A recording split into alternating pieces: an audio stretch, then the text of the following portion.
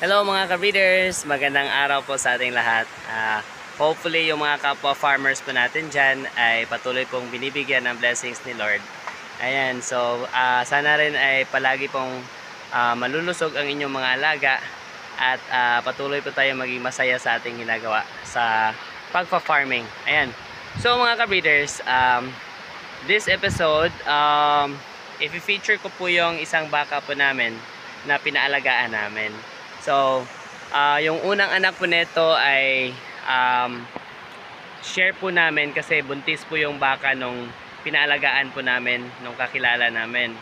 So, ito po ay, itong baka na ito ay si Mikay, yung itim na baka namin.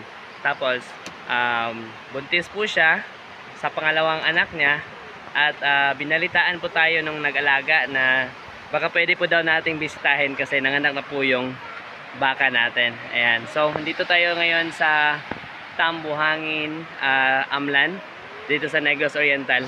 Nasa likod ko yung ilog. Ito yung isa sa mga sikat na pinupuntahan dito sa lugar namin, yung Binlang. Ayan. So, papakita ko rin sa inyo yung magagandang views dito. Magagandang tanawin. Char.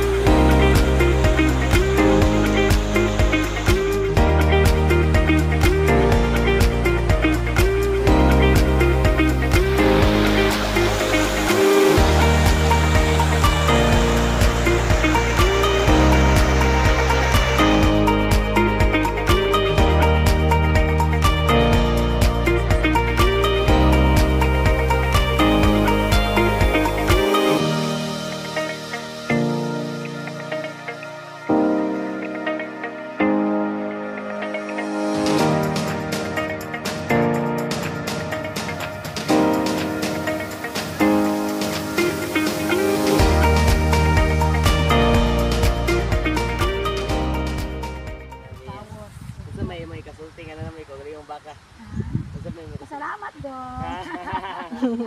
Mayo. Kana kay inyo na gyud ko galingon. Puryo buyag jud siya.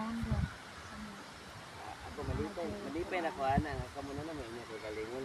Agis inyo hago to ba. Sige sige. Ayaw ra kon.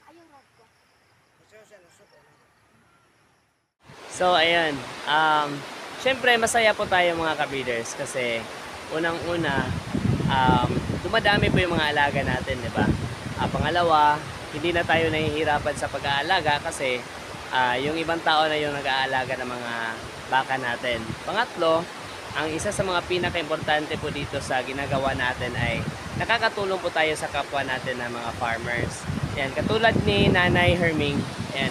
Si Nanay Herming po, wala silang sariling baka. So dahil sa ginagawa nating pagpapalaga, nagkaroon na po sila ng sarili nilang baka. So yung anak ng baka natin, share na po nila yon sa kanila na po yon.